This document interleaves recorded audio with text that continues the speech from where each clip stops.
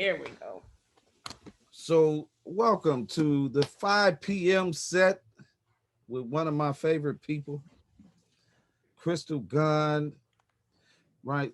And this is about respecting we. Yes, ma'am. No, go ahead. I gotta turn some light on. Right. This is about respecting we, as you and I have done for multiple years. And yeah, you got to put that. Yeah, put that boy on display. That 313. That yeah, that boy hit. That's right. So you know, had an interesting conversation at 2. It was very enlightening. Dr. Hill gave us a great history about where he take you back about where things come from, uh, the Listen, perspective. sit and listen to Dr. Hill is always, Yeah. always a pleasure. Yes. Yeah. So now it's you and I, right? A lot of people don't know, so I'll let you take the floor here and give a little history, and then I'll give a little history, and we'll go ahead and build into this thing. What you mean, history on how we connected? Yeah. You guys were having a fundraiser. Can't even remember where, can't even remember what year, but literally it had to be what, 2010, 11, 12, some way back. Right. And I knew nothing about Calvin Mann, nothing about Encourage Me. I'm young. I was with some people who wanted to stop by this fundraiser. And I said, okay. Right. And so I met you and heard the story. And I was like, okay, how can I be down? Like, this just makes so much sense. And was there a after something that same? Yeah. So it was an after party, right? Right. So yeah, I I'll wasn't gonna jump call in. it the after party, but yeah, Right. It was an after something. And it was actually at Burt's. Yeah. We held it at Burt's.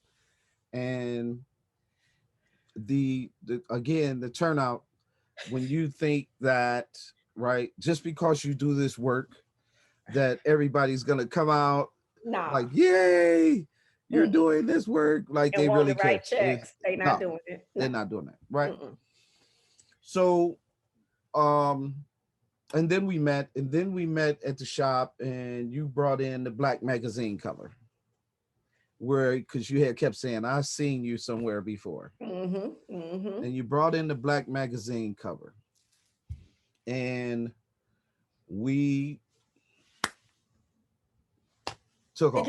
Since then, that was Curtis in Wyoming, wasn't it? That was that was off of Schoolcraft. So that go way back. Yep. Wow. Yeah. That was off of Schoolcraft, but genuine work. Respect, a lot of respect. A lot of times, this society, if you stick up for one, as me and you were having this conversation, you stick up for one, they especially, well, why you ain't doing nothing for men, right? I've heard that a gazillion times, and I'm like, I'm a woman, and I can't tell a man how to be a man. Right. And so I stay in my lane. Boys, men, right. I stay in my lane. And it's, I hear all the time, right? You need a girls program. Right? I even tried it once, right? And I just didn't have the patience. Yeah. Right. I just didn't have the patience. We didn't have the people, but at the same time, it was shaping more, because at that time, see, it's easy to grab 200 boys when you don't have to put no paperwork on them. Right. So, I could grab 200 boys, right? But as soon as you ask the parents to fill out the paperwork, you start running into the symptoms. Right. And so. Okay, wait, you can't say that and not go down that road. Yeah. What are the symptoms? Well, literacy, support, financial support, you know what I mean? Lack of parenting, lack of fathers, and really participation. So one of the things that we pride ourselves on, that we begin to pride ourselves on today, is our 98% parental involvement in our program, which is huge. And let's which get is huge. some applause on that, Yeah, because that's huge, right? 98% parental involvement, that's huge. But since we're going back and forth, that logo, that T-shirt, right? I give it up to you. Look, You is something. You are I something always, else. I have to get, I didn't, I had the thought, right, which is so crazy, but I gotta give it up to my designer, James Abernathy, who, it's one of those things when you talk about respect, right? And I met him, God, easily probably about 7, 8 years ago at this point. And again, thick as thieves. And I had to just literally last night, I sent him a text and it said appreciation text, right? Because if it's a design that I have, he does it. If it's something that I need, and has just always genuinely been there and genuinely a friend of mine. And I think sometimes we take that for granted. And I'm horrible with the phones. And so I had to say, I don't always call, but I just wanted him to know how much I appreciated him and the pure and genuine relationship and levels of respect that we have for one another. And so, yeah, again, James Abernathy is dope when it comes to t-shirt design. And I couldn't do that without him for sure. Right. So getting into this thing, um, why is respect so important to you? I think it's the foundation of any relationship, right? From mother daughter, mother father, siblings, parents, boyfriend girlfriend, husband wife, business partners, you know, girlfriends, best. I think it's the foundation of how a relationship looks, I think. And without the highest levels of respect, those relationships crumble inevitably. I mean, they're gonna crumble. You have to have respect or you can't survive. Not, well, you can't survive in a healthy manner. Let's put it Right. that way. Right. Yeah. No, because right, day one, we've always had that respect, right? And again, um, I ask that because mutual relationships, where you get into a relationship with someone else, right? And we can talk he and she, uh, male and female, because we don't have the respect at the table as a man. I can't necessarily give you what you need as a man. I think that's a huge component that is missing in relationships, is not the patriarchy mindset, but just understanding that, as I said earlier, women have risen to a level where men have to look them eye to eye. And if you respect that person, right, it really starts with you respecting yourself. But when you don't respect that person and you buy into these mantras that says yes, right, we constantly work at, I know I do, I'm constantly working at Calvin. How can I be better? Right? How can I navigate better? Because I have some things about me that come from the old patriarchal way as well. Right? But how can Calvin, right, be better? Right? So I use my sense of humor to kind of get by sometimes. So because I can say the wrong thing. Like, I mean, literally, I was at the table one time and I said something that may have been probably one of the most racist things I said, but it was a joke, right? I've not been able to live that joke down, right? But it was a joke, and I realized where I was at the table how it just came out because I like to laugh, right? And so Mhm. my sense of humor is one of the things, but I meant no disrespect, but it came out, and then that was something that I had to change. So it has not happened since then, right? Well, you learned the lesson. Right, right, Right. Yeah. right. And so, just like you were saying, um, you and I, we go, years. Like before anybody, you was trying to pull all this stuff out my head. Like Southfield Library, Southfield right? Library. We was at Southfield Library. And you trying to pull all this stuff out. And let me tell you, and thank you because I appreciate you, because you and I put together the very first idea for the Empowerment Center. Mhm. And we're getting ready to launch the capital campaign to actually make the Empowerment Center happen. Like years. Um, but with that being said, what's the one thing about respect, right? That you just will, I'm gonna shut it down here. This is where I shut it down. What is that thing? Because we have so many people. When I was just on the radio, um, guy calls in and he goes off. I'm sick of people saying that black men don't, and I felt him. I understand. Mhm. I went because black And men I'm do die sick of for, it too. Mhm. yeah, black men do die for black women Mhm. every day, right? And society has painted this narrative that we don't. And because we have caused harm to our women, right? But again, how do we repair that and how do we find in that area? But just to you, what is that one thing that makes you shut it down? Like when somebody comes and they're disrespectful, what's that one thing you're like, okay, this joker, because I know you like that word joker, right? I With think your I got old that self. from my father. Right. Right. So it's Right. two things. Really and truly, it's two things. Dishonesty and and talking to me ill-mannered.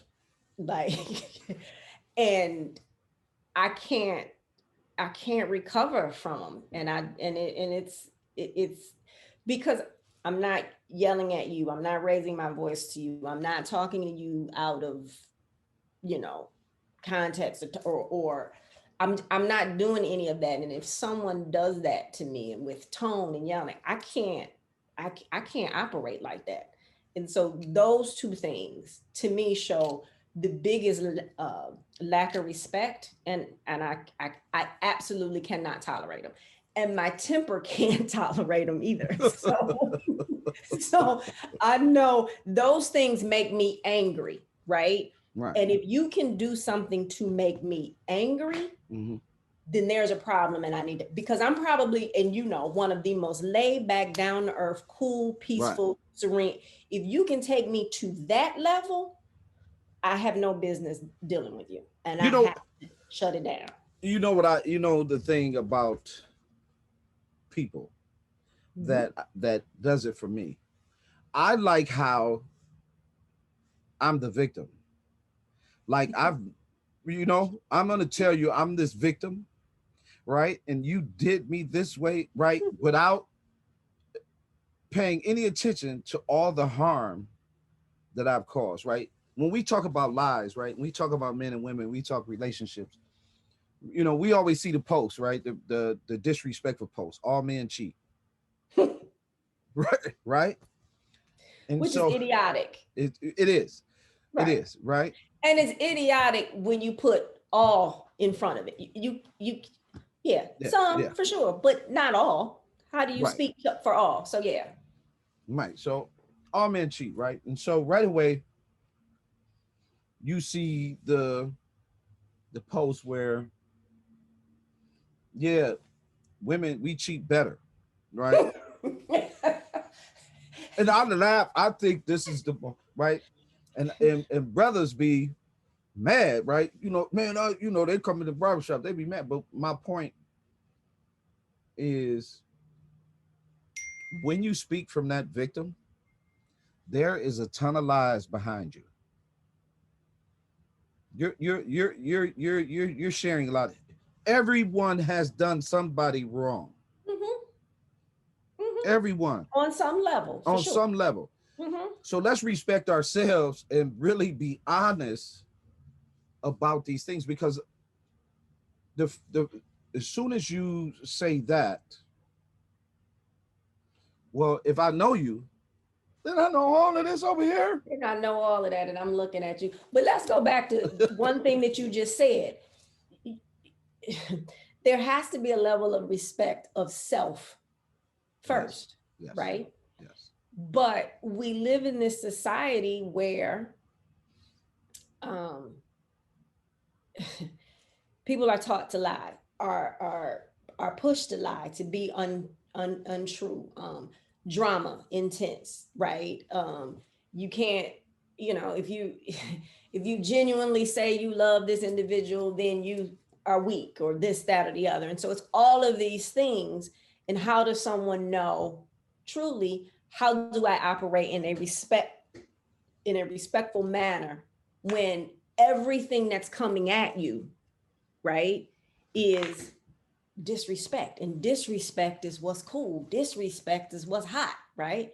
So if I'm trying to be respectful of the young lady, or if I'm the young lady and I'm trying to be respectful of myself, now I'm talked about like I'm not one of the cool kids. Yeah. Who you think you is? Right? So Right? how do you and so that's for, the young folk, but then you have the grown folk, right, who Mhm.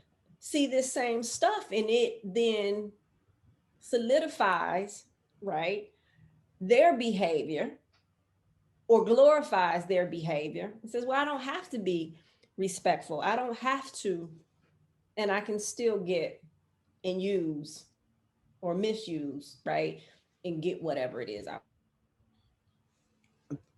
So, right. And I remember having this conversation. It was a conversation in the barbershop, right? Because just like earlier, how do like, you call out women, I'm calling out men, right?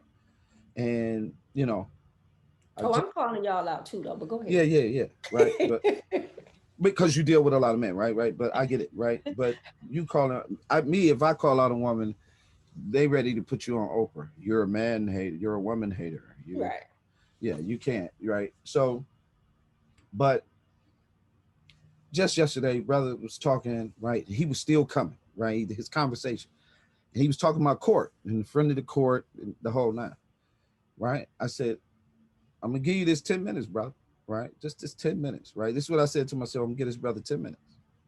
So when we come out, right, he's got all this doubt about the friend of the court. I'm giving him all this information about the friend of the court where he can win. Mm-hmm. He's, well, a bunch of my boys, I said, I'm sitting here, I'm explaining to you, brother, right?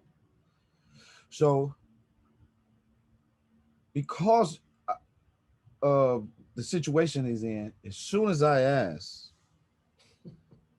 okay, brother, what part you play in this? Mm-mm. What's your part? Right? Oh no, she. Oh, hey, look at here. Look at here. Right? I think of the last 40 calls, maybe one brother yesterday admitted that he played a part in what's going on. Mm-hmm. You see? That type of respect and honesty for yourself has to be the norm. We have got to respect ourselves. And so the Emmy Respect Day piece is respect me, respect you, respect we. So let me ask you, Go for it. how do you start to respect yourself? Because I can't respect someone else if I don't respect me, because I don't know what that looks like, right? Right.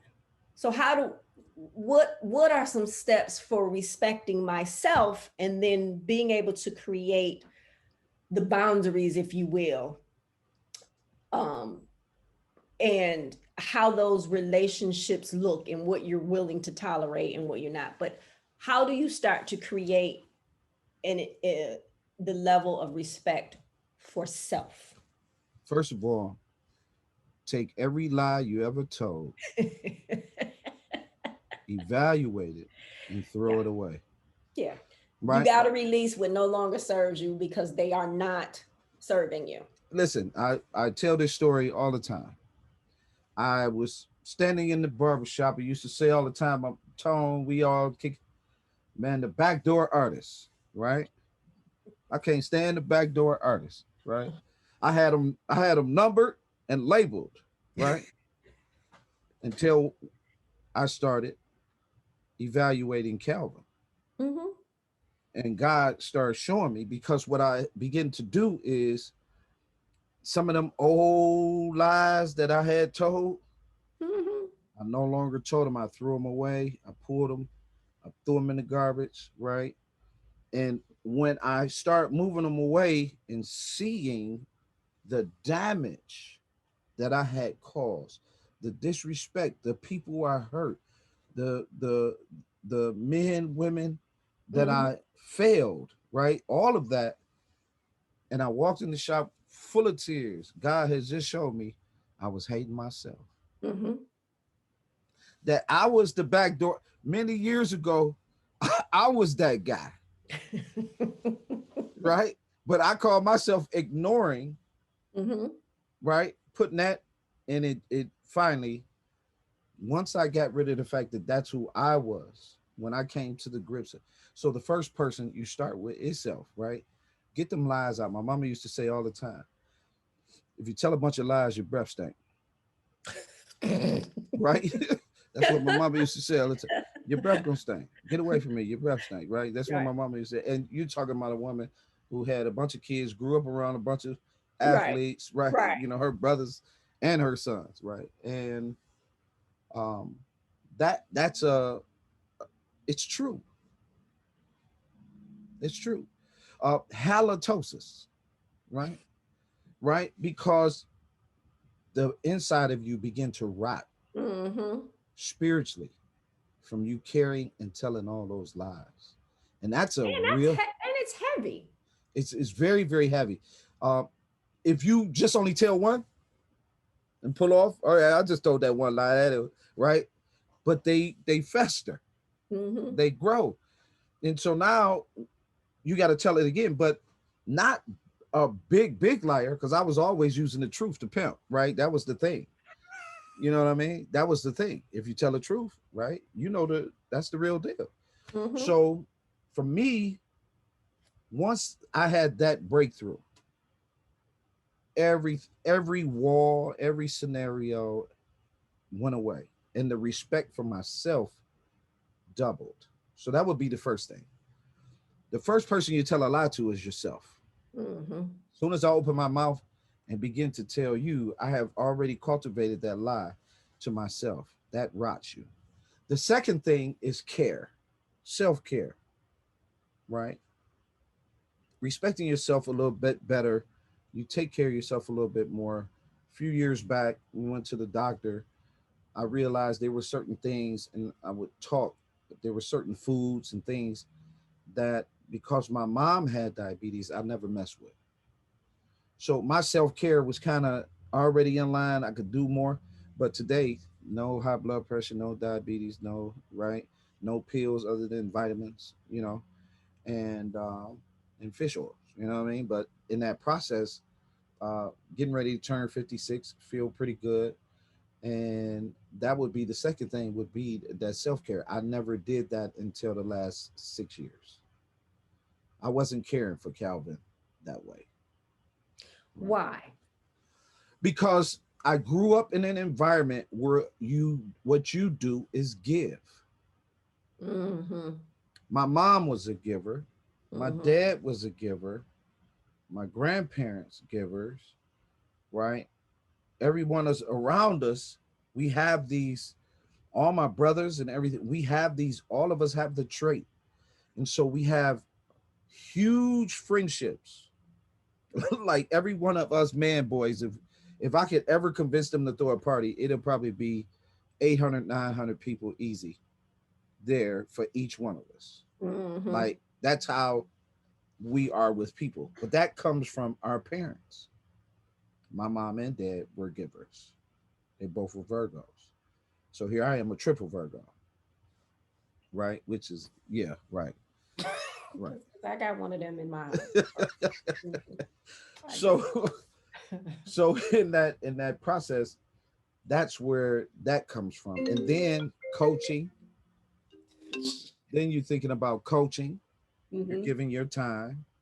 Then you thinking about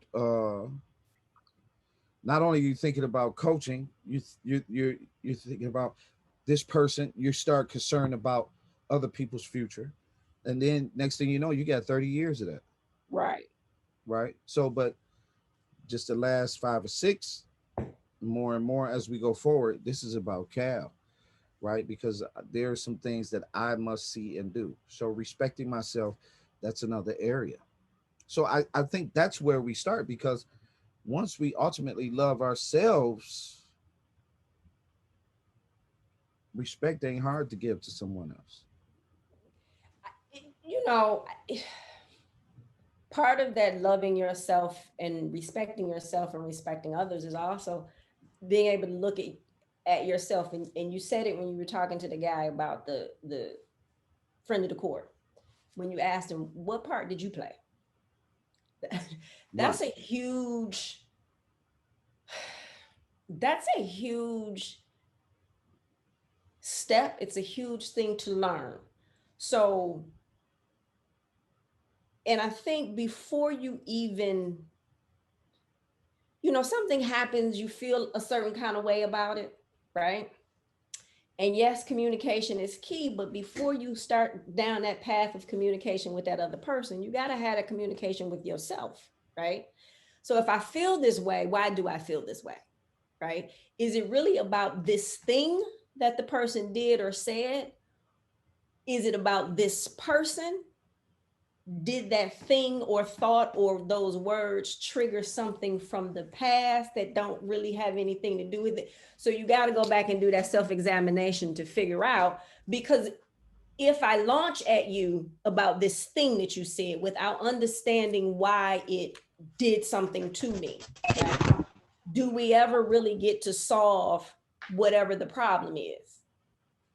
Or do we stay with the problem and then now we're arguing about something else that's not going to find us any resolution to what we're really trying to do or what we need to solve? right, So that goes back to that respecting you, but you taking ownership, because you can't control what someone else does anyway, right? So you got to look at and really figure out, what part did I play? Why is this impacting me this way? And does this impact really have anything to do with the other person? Or are these feelings and emotions something that I need to address before I can then come back and have a conversation with this other person? And I don't think we do that enough. I think we just launch into this argument um, with others. well, it's what you trained in, Correct. right? If I'm trained at arguing, right? Because again, um, if you're going to change that, right, that comes back to saying, I really don't want to argue. Let me evaluate this from a different perspective. And how can we have this conversation in disagreement, right? I respect you enough that we can disagree, right? But today, if we disagree, it's a penalty. See, I don't agree with you. So I carry that. It turns into a grudge. Instead of we just disagreed, you have an opinion about this, I have an opinion about it. We disagreed and we move forward. But I think part of that disagreeing, because I don't think I like the term, let's just agree to disagree. Um, we cannot see something the same way, but I think it's important to understand I don't necessarily believe what you believe, but I now understand what you believe, why you operate the way that you operate. And now I have a choice. I can either continue to deal with you, right? And respect, right? Respect why you believe what you believe, why you operate the way that you operate, right? Or I can't deal with this at all and I need to remove myself from this situation, right? But we live in this society where I'm right, you wrong, right? Or if we disagree, I got to try to get you to agree with me and change your position. Well, I'm looking through a different lens than you. So you still may not be able to change my position, but I might understand yours better and respect you and the way that you feel about a certain thing. Right, which allows growth. Right. So one of the questions that's in the chat box is, do you think men and women have a similar threshold for disrespect? No. No. True. I agree. No. No. One of the things that really concern me about men right now is our propensity and our drowning in violence. Mm-hmm.